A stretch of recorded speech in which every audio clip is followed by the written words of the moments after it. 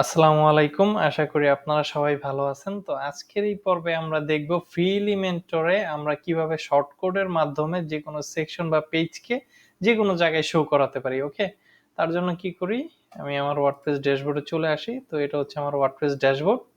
তো এইখানে আমরা এই জিনিসটা করার জন্য আমাদের একটা প্লাগইনের অবশ্যই হেল্প নিতে হবে। কারণ আমরা জানি যে ফ্রি এলিমেন্টর যেটা আছে এটা টেমপ্লেটের মধ্যে কি এখানে শর্টকাটের কোনো অপশন নাই। এই শর্টকাটের অপশনটা দেয় শুধু প্রোর মধ্যে। তো এটার জন্য আমাদের কি করতে হবে? একটা প্লাগইন ইনস্টল করি। ইনস্টল প্লাগইনে চলে আসি। আসার পর এখান থেকে অ্যাড নিউ করি। অ্যাড নিউ এসে সার্চের এইখানে anywhere এলিমেন্টর লিখে সার্চ করি। তো সার্চ করার পরে এই যে প্রথম যে প্লাগইনটা আসছে না এনিওয়্যার এলিমেন্টর, এটাই কি করব? ইনস্টল করব। তো ইনস্টল করার পর এটাকে অ্যাক্টিভ করে দিই। তো আমাদের প্লাগইনটা অ্যাক্টিভ হয়ে গেছে। দেখবেন যে আমরা এইটাকে অ্যাক্টিভ করার পরে আমাদের এইখানে ড্যাশবোর্ডে একটা নতুন একটা অপশন চলে আসে। এই টেমপ্লেট। ওকে? তো এইখানে কি করি? এই টেমপ্লেটে চলে আসি। আসার পরে এখান থেকে আমরা একটা অ্যাড নিউ করে একটা টেমপ্লেট তৈরি করি। ওকে? তো এখানে পেস্ট নাম দিলাম। নাম দেওয়ার পরবর্তীতে এই কি করি? এডিট উইথ এলিমেন্টরে চলে যাই।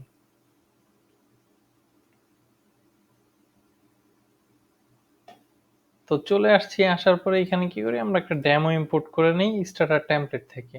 তো যেহেতু এটা একটা টেমপ্লেট, তো এইটাকে নিয়ে ব্লকে আসি। আসার পরে এখান থেকে আমরা ফ্রি যে কোনো একটা টেমপ্লেট ইম্পোর্ট করে নিই। ধরুন এটাই সেকেন্ডারি হেডিং, এটা যেটা আছে এটাকে আমরা ইম্পোর্ট করে নিতেছি। ওকে, এটা ইম্পোর্ট ডান। এটাকে কি করে এখন পাবলিশ করে দেই। ওকে, এই সেকশন কি হলো? পাবলিশ ডান হয়ে গেছে। তো এখন এখান থেকে ব্যাক করি। ব্যাক করে চলে আসার পর আমরা এখন এখানে একটা পেজ ক্রিয়েট করি। ওকে, অল পেজেসে আসি। আসার পরে এখানে হ্যালো নামের একটা পেজ অলরেডি আছে, এটাতে এডিট করি।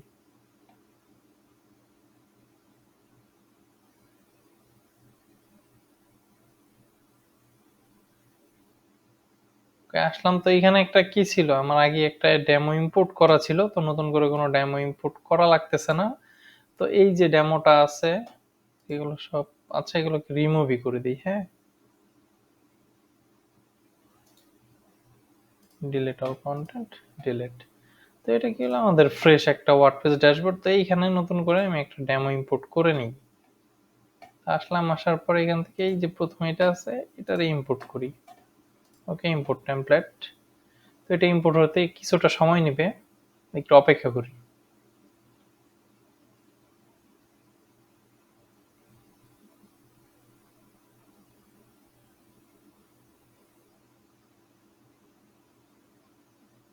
ওকে, আমাদের কি হলো? ইম্পোর্ট ডান হয়ে গেছে। তো এটা ইম্পোর্ট হয়ে গেছে, এটাকে আপডেট করে দিই।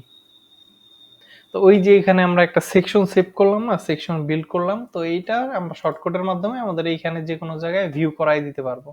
তো এখানে যদি ভিউ করাতে চাই এখানে একটা সেকশন নেই। ওকে, নিলাম। নেয়ার পরে এটা জাস্ট টেস্ট পারপাসে আপনাদের দেখাইতেছি। সেই শর্টকাট আপনারা যে কোনো উইজেট থেকে নিয়ে সবকিছুতে ইউজ করতে পারবেন। আসলাম। আসার পরে একটা শর্টকাট নেই, চলে আসলো শর্টকাট। এখানে আসি। আসার পর আমরা এখান থেকে আমাদের অল টেমপ্লেটে আসি। তো এই যে টেমপ্লেটটা তৈরি করছিলাম এখানে একটা শর্টকাট ওরা দিয়ে দিছে।